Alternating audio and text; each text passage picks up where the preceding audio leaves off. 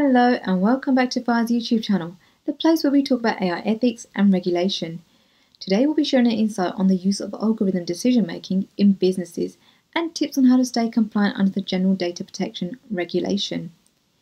If you use AI systems to automatically take decisions concerning end users or you plan to implement algorithms in your business, then this video is for you. So I'll go through some tips. Tip number 1. First of all, it is important to note that businesses cannot just use algorithms decision making because they want to. They need to adhere to certain criteria first. Companies that determine the purposes and means of processing personal data are known as controls under GDPR, and they can only use algorithm decision making where it is necessary to enter into or for the performance of a contract between the data subject and the data controller, or in other cases where the data subject has given explicit consent. Although whilst a contract forms the basis of most business relationships, it can be quite difficult to obtain explicit consent from the data subject. An example of where algorithm decision making would make sense is the case of a bank, when it comes to accepting or denying credit for its customers. Moving on to tip number 2.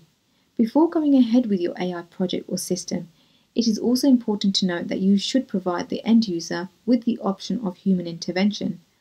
Now what this means is basically that even though the decision is automatically made by the AI in question, the data subject is entitled to communicate with the controller, representative, or someone on his or her behalf in order to discuss the decision made. Tip number 3. The data subject has the right to express his or her point of view, and you should listen to the end user affected by the outcome, as there might be some relevant data that has not been taken into consideration by the AI. Tip number 4. Be aware that data subject has the right to obtain an explanation of the decision reached. Expert opinion vary as to how detailed and specific this explanation should be. Our advice is make it as specific as you can. Tip number 5. You'll need to implement adequate technical and organisational measures by making sure you have suitable policies in place and have implemented proper access controls to the data sets. Tip number 6.